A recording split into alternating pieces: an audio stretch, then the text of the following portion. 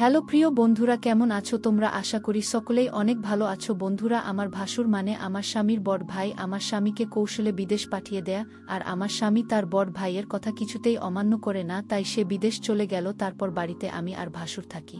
একদিন রাতে ভাসুর বলল, আমার পায়ে খুব ব্যথা করছে, আমায় একটু মেসেজ করে দিবে। ভাসুরের এটা ছিল মিথ্যে অভিনয়। আমি ভাসুরের চিৎকার শুনে আমি তার পায়ে মেসেজ করতে গেলাম। তারপর ভাসুর দরজা লক করে দিল।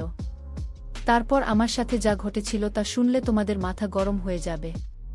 তাহলে চলুন বন্ধুরা, গল্পটা বলি। আমি ঢাকায় স্বামী শাশুড়ি ভাসুরের সাথে থাকি। আমার স্বামী আর ভাসুর ব্যবসা করে, শাশুড়ি প্রায় অস্ট্রেলিয়ায় থাকতে যান। ওনার ছোট মেয়ের কাছে এখন মূল সমস্যাটা বলি। আমার স্বামী আমাকে নিজে পছন্দ করে বিয়ে করতে চেয়েছিল, কিন্তু আমাদের পরিবারের সাথে তাদের আর্থিক অবস্থা মেলে না। আমরা মধ্যবিত্ত, তারা ধনী বলে কেউ রাজি ছিল না। তখন আমার ভাসুর সবাইকে রাজি করান। তবে আমার প্রতি আমার ভাসুরের অনুরোধ ছিল যেন ওনার বাচ্চাকে আমি যেন দেখাশোনা করি। ভাসুরের একজন মালয়েশিয়ান বউ ছিল, সে 1 বছরের বাচ্চাকে রেখে ডিভোর্স করে চলে যায়। বাচ্চাটাকে আমি দেখাশোনা করি। বাচ্চাটার বয়স 2 বছর এখন। যাই হোক বন্ধুরা, এখন মূল ঘটনায় আসি। একদিন দুপুরে বাসায় আমি আমার ভাসুরের ছেলেকে কোলে নিয়েছিলাম এবং একটু পর বাচ্চাকে বিছানায় শুয়ে আমি বাথরুমে গোসল করতে চাই। বাচ্চাকে যেহেতু রুমে একা রাখি, তাই ওকে দেখে রাখার জন্য বাথরুমে দরজা খোলা রাখি। ভাসুর তখন বাইরে আর শাশুড়ি অস্ট্রেলিয়ায় বরের কাছে বাসার চাবি থাকে। কিছুক্ষণ পর দরজায় শব্দ পাই। হয়তো আমার ভাসুর এসেছে, কারণ চাবিটা ওর কাছে ছিল। কিন্তু ভাসুরকে দেখে হঠাৎ আমার রুম-এ ঢুকে পড়তে বাচ্চাটি কিছুটা কাঁদছিল, তাই মনে হয় বাচ্চার শব্দে এসে উনি বাথরুমে ঢুকে পড়ে। আমি অবাক হয়ে গেলাম। কেউ না বলে হঠাৎ এভাবে বাথরুমে ঢুকে পড়ে। আমি তাকে কিছুই বলতে পারিনি। ভাষণ তখন বলছিল, সরি, আমি জানি না তুমি বাথরুমে ছিলে। এদিনের ঘটনার পর থেকে ভাসুরের চোখে আমি একটা অন্যরকম দৃষ্টি দেখি। দৃষ্টিটা জানি কেমন, আমার মোটেও ভালো লাগে না। মনে হয় উনি আমার দিকে তাকিয়ে অনেক কিছু ভাবছেন। আমাকে উনি নাম ধরে ডাকতেন, কিন্তু এখন ডাকার ধরনটাও কেমন যেন হয়ে গেছে। এই ঘটনার পর থেকে প্রায় প্রতিদিনই দুপুরে উনি বাসায় চলে আসেন, অথচ আগে প্রয়োজন ছাড়া কখনো আসতেন না। এই সময় আমার বর থাকে প্রতিষ্ঠানের অফিসে কাজ না থাকলেও বরকে কোনো একটা কাজে লাগিয়ে উনি বাসায় থাকেন।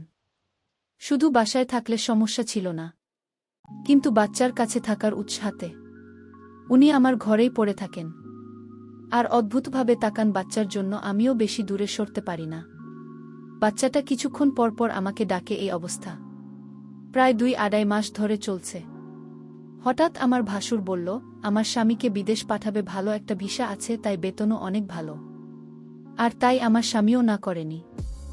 উনি মনে হয় আমার কাছে কিছু একটা চাচ্ছেন, না হলে আমার স্বামীকে বিদেশ পাঠাল কেন? তবে তার চাওয়াটা যে কি সেটা আমি বুঝতে পারছি না। আমার ভাবি আমার ধারণা হয়তো ভুল, কারণ উনি খুবই ভালো একজন মানুষ, খুব খেয়াল রাখেন আমাদের, তাই দ্বিধাটা রয়েই যাচ্ছে। আমি কি করলে ওনার সাথে সম্পর্কটা আবার আগের মতো হবে? তাছাড়া আমি ওনার মনে কি আছে সেটা কিভাবে বুঝতে পারব? আমার বরকে কি ঘটনা জানাবো নাকি অপেক্ষা করব? আমি ভাবলাম না, বরকে এখন কিছু জানানোর দরকার নেই। আমি আরও কনফার্ম হয়ে তারপর জানানো উচিত। আমি মনে করি ভাসুর আমার দিকে অন্যরকম দৃষ্টিতে চেয়ে থাকত। আমি মাঝে মাঝে বলেই উঠতাম, আপনি এভাবে কি দেখেন আমার দিকে তাকিয়ে? তখন উনি বলতো, আসলে কি বলবো, আমি খুব কষ্টে আছি। আমার কষ্টটা যদি তোমার কাছে বলি তুমি হয়তো কি মনে করো তা আমি জানি না, তবে তুমি আমার বাচ্চাটাকে নিজের মনে করে লালন পালন করছো, এতে আমি অনেক খুশি। সত্যিকার অর্থে তুমি একজন ভালো ঘরের মেয়ে, কারণ এখনকার যুগের মেয়েরা তার নিজের সন্তানের প্রতি এতটা কেয়ার করে না যতটা তুমি আমার বাচ্চাটাকে করছো। আমি তোমার এই ঋণ কোনোদিন শোধ করতে পারবো না। আমার বাচ্চাটা, মায়ের অভাবটা তুমি পূরণ করছো, এর চেয়ে বেশি কি হতে পারে? আসলে বিদেশি মেয়েরা তার সন্তানের প্রতি ভালোবাসা কম থাকে, তবে সবাই সমান না। বাঙালি নারীরা তার সন্তানের দিকে তাকিয়ে সারাটা জীবন কাটিয়ে দিতে পারে। বাঙালি নারীর কোনো তুলনা হয় না। তবে আমার ছোট ভাইয়ের বউ করে তোমাকে আনতে পেরে আমি নিজেকে ধন্য মনে করছি। আমার ভাসুর আমার এসব প্রশংসা করছিল। আমি তার প্রশংসা শুনে অনেকটা থমকে গেলাম। বাবারে, এত প্রশংসা যাই হোক, ভাসুরকে একদিন দেখলাম খাওয়া দাওয়া ছেড়ে মনমরা হয় ঘরে শুয়ে আছে। এ বাড়িতে ভাসুরকে আমি দেখাশোনা ছাড়া আর কেউ নাই। দেখলাম ভাসুর আজ সারাদিন কিছু খায়নি। আমি ভাসুরকে বললাম, আপনার কি শরীর খারাপ? ভাসুর বলল, রেমা, আমার মাথায় প্রচণ্ড ব্যথা করছে। সকাল থেকে কি করব পূর্ব বুঝতেছি না। আমি ভাসুরকে বললাম, আমি কি মাথায় একটু মেসেজ করে দিব? মেসেজ করে দিলে হয়তো ব্যথাটা কিছুটা কমে যাবে। ভাসুরের মেসেজের কথা শুনে অনেকটা খুশি হলো। সে চেয়েছিল তার মাথায় মেসেজ করে দিই। আমি ভাসুরের মাথায় মেসেজ করছিলাম, এমন সময় সে বলল, দেখো, তুমি মেসেজ শুরু করতেই আমার ব্যথাটা অনেকটা কমে গেছে। তোমার হাতে কি জাদু আছে নাকি?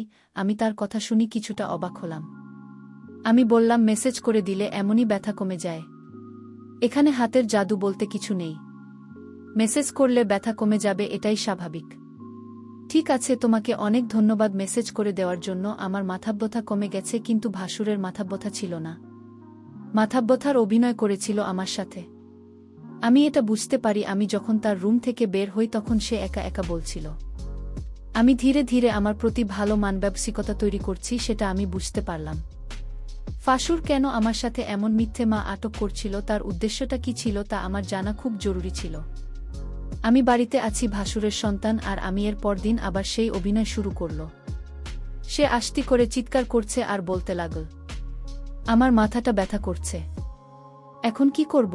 আমি তখন ভাসুরকে বললাম, ডাক্তারের কাছে যান, তাহলে সব ঠিক হয়ে যাবে। রোগ নিয়ে ঘরে বসে থাকলে কি আর চলবে, বা রোগ ভালো হবে? ভাসুর আমার কথাটা শুনে দেখলাম তার মুখটা অন্ধকার হয়ে গেল। আসলে কি তার মাথা ব্যথা করছে নাকি এসব অভিনয়? আমি তার হাবভাব কিছুই বুঝতেছি না। আমি ভাসুরকে বললাম, চলো না, যে আপনাকে ডাক্তারের কাছে নিয়ে যাই। ভাসুর বলল, তুমি একটু মেসেজ করে দিলেই তো মাথা ব্যথাটা কমে যায়। তাহলে শুধু শুধু কষ্ট করে কেন ডাক্তারের কাছে যাওয়া লাগবে কেন? আমি ভাসুরের কথাটা শুনে কিছুটা অবাক হলাম। সে চাই আমি তার মাথায় মেসেজ করে দেই। আসলে সে কি চায় সেটা আমার জানতে হবে। ভাসুরের এমন অভিনয় আমার কাছে ভালো মনে হচ্ছে না। এর মধ্যে আমার বর আমার কাছে ফোন করল। আমাকে জিজ্ঞেস করল, কেমন আছো রেমা? আমি বলেছিলাম, তুমি খুব শীঘ্রই বাড়িতে আসলে অনেক ভালো হতো। এতদিন বিদেশে থাকার দরকার নাই। তুমি যত দ্রুত সম্ভব চলে আসো। আমার স্ত্রীর এমন কথা শুনে আমি কিছুটা থমকে যাই। আমার স্ত্রী তো কোনোদিন এমন কথা বলেনি। আজ সে এমনভাবে বলছে আমি যেন আজই দেশে চলে আসি। আমি রেমাকে জিজ্ঞেস করলাম, তোমার কোনো অসুবিধে হচ্ছে? সালমা বলল, না, তেমন কোনো সমস্যা হচ্ছে না। বড় ভাইজান তোমার খোঁজখবর রাখে তো? আমি বললাম, ভালোই খোঁজখবর রাখে। ঠিক আছে, এখন রাখি, পরে কথা হবে। ভাসুর আড়ালে থেকে আমার সমস্ত কথাগুলো শুনছিল। কথা শেষ হতেই ভাসুর চলে গেল তার রুমে। রাত হলো, ভাসুর আমায় ডাকছে, বলছে, সালমা, আজ আমার পায়ে অনেক ব্যথা করছে। বুঝলাম না আমার কি হয়েছে। রোগ বেড়ে চলেছে। তুমি কিছু মনে না করলে আমার পা একটু মেসেজ করে দাও। সে ব্যথায় চিৎকার করছে আর বলছে আমার পায়ে অনেক ব্যথা করছে। আমি ভাসুরের চিৎকার শুনে তার পায়ে মেসেজ করতে শুরু করলাম। ভাসুর তখন ঘুমিয়ে পড়ল। ভাসুর ঘুমিয়ে রইল আর আমি তার পায়ে মালিশ করে দিচ্ছিলাম। কিন্তু ওইদিকে বাচ্চাটা কাঁদছিল। আমি ভাসুরকে বললাম, আপনি ঘুমিয়ে পড়েছেন? বাচ্চাটা কাঁদছে, আমি চলে যাই। তখন ভাসুর বলল, ঠিক আছে, বাচ্চাটাকে ঘুম পাড়িয়ে আবার এসো। ভাসুর আমার সাথে এমন করছে মনে হচ্ছে আমি এ বাড়ির চাকরানী, সারাক্ষণ তার সেবা যত্ন আমার করতে হয়। আমি তো এই পরিবারের সমস্ত কাজ করতে করতে আমি অনেক ক্লান্ত। কিন্তু আমার কষ্টকে আর কে বুঝে? পরের দিন আমি বলেছিলাম ভাসুরকে, আপনার মাথায় ব্যথা, পায়ে ব্যথা, আজ শুনুন, আপনার চিকিৎসা করাব। আজ আমি আপনাকে ডাক্তারের কাছে নিয়ে যাব। আপনি না যেতে চাইলে আপনাকে জোর করে নিয়ে যাব। ভাসুর মনে হচ্ছে গলা শুকিয়ে গেল, কারণ ডাক্তারের কাছে গেলে হয়তো সত্যতা পাশ হয়ে যাবে, তার কোনো রোগ ধরা পড়বে না। তখন হয়তো আমার চোখে সে দোষী হয়ে যাবে। এটা ভেবেই ভাসুর ডাক্তারের কাছে যেতে চাইত না। আমি সেটা ভালো করেই বুঝতে পারতাম। আর তাই ভাসুরকে আজ আমি বললাম, আপনি যদি আজ ডাক্তারের কাছে না যান তাহলে আপনি এই বাড়িতে একা একা থাকতে হবে। আমি চলে যাব এই বাড়ি থেকে। আমার স্বামী ফিরে আসলে আবার এ বাড়িতে ফিরব। তার আগে না। ভাসুর আমার কথা শুনে থমকে গেল। তাহলে সালমা আমার মনের কথা কি বুঝে গেল নাকি? আমি বললাম, ঠিক আছে সালমা, চল, আজ আমি ডাক্তারের কাছে যাব। তুমি যখন চাইছ, আমি কি আর না করতে পারি? যাই হোক, ডাক্তারের কাছে গেলাম। ডাক্তার তার সমস্ত শরীর পরীক্ষা করল। পরীক্ষার রিপোর্টের জন্য অপেক্ষা করতে লাগলাম। ভাসুরাজ অবশ্যই আমার কাছে ধরা পড়বে। ভাসুরের মুখখান দেখলাম শুকিয়ে গেছে। প্রায় 4 ঘন্টা পর রিপোর্ট আসলো। ডাক্তার রিপোর্ট দেখে বলল, আপনার কোনো সমস্যা নেই, আপনি তো ভালো আছেন। আপনার সমস্ত রিপোর্ট ভালো। ডাক্তারের কথা শুনে ভাসুর অনেকটু লজ্জিত হল। আমি ভাসুরকে নিয়ে বাড়িতে ফিরলাম। আমি ভাসুরকে জিজ্ঞেস করলাম, আপনার কোনো রোগ নেই, আপনি রোগের ভান করে কেন আমাকে কষ্ট দিলেন? আপনার উদ্দেশ্যটা কি বলবেন? ভাসুর বলল, আরে অনেক সময় রিপোর্টের সমস্যা ধরা পড়ে না, কিন্তু সালামা বিশ্বাস করো আমার সত্যি পায়ে এবং করছিল। পরের দিন রাতে ভাসুর আবার চিৎকার শুরু করল। বলতে লাগল, ব্যথায় মরে গেলাম রে বাবা, আমার খুব পায়ে ব্যথা করছে। শুনো সালমা, তুমি আমার পায়ে একটু মেসেজ করে দাও। আমি তার চিৎকার শুনে কি আর করব, মেসেজ করতে গেলাম, তার পায়ে মেসেজ করে দিলাম। ভাসুর তখন ঘুমের ভান করে শুয়েছিল। সালমা তার পায়ে মেসেজ করে দিচ্ছিল। ভাসুর বলল, ঠিক আছে, আমার ব্যথা একদম নিরাময় হয়ে গেছে, এখন তুমি যাও, ঘরে গিয়ে ঘুমিয়ে পড়ো। কিন্তু সালমা দেখি আমার কথা কিছুই শুনেছে না। সে আমায় পায়ে ধরেই ঘুমিয়ে গেছে। মনে হচ্ছে সে অনেক ক্লান্ত হয়ে গেছে। আমি বিছানা থেকে উঠে বললাম, তুমি এখানে কিভাবে এলে, আর আমার রুম এ কেন? এখানে তুমি কি করছো? ভাসুরের এসব কথা শুনে আমার মনে হলো, বা আপনি তো ভালোই বলছেন। ভাসুর বলল, যাও তোমার রুম এ গিয়ে ঘুমাও। ভাসুরের আজকে বিশ্বাসটা আমি কিছুই বুঝতে পারছিলাম না। রাত শেষে সকাল যখন এলো, একজন লোক ডাকতে লাগল, সালমা ম্যাডাম বাড়িতে আছেন? আমি বললাম, আমি সালমা, বলুন কি বলবেন। লোকটি আমার হাতে একটি কাগজ দিয়ে বলল, এটা আপনার স্বামী বাহির থেকে পাঠিয়েছে। আমি খামটা খুলে যা দেখলাম তা দেখে আমার মনে হচ্ছিল আকাশের পুঁজি আমার মাথায় ভেঙে পড়ল। এটা ছিল ডিভোর্স লেটার। আমার স্বামী আমাকে বিদেশ থেকে ডিভোর্স দিয়ে দিয়েছে। আমার তো কোনো অপরাধ ছিল না, তাহলে কেন সে আমাকে ডিভোর্স দিল? আমি তো কিছুই বুঝতেছি না। আমি অনেকটা ভেঙে পড়তে লাগলাম। আমার মাথায় কোনো কাজ করছিল না। আমি এটা মেনে নিতে পারছি না, কোনো কারণ ছাড়ে আমাকে ডিভোর্স দিল আমার স্বামী, এটা আমি কিভাবে মেনে নেব? কিন্তু হঠাৎ আমার ইমোতে আমার স্বামী একটা ভিডিও সেন্ড করে পাঠালো। ভিডিওটা দেখে আমার মাথা ঘুরে গেল।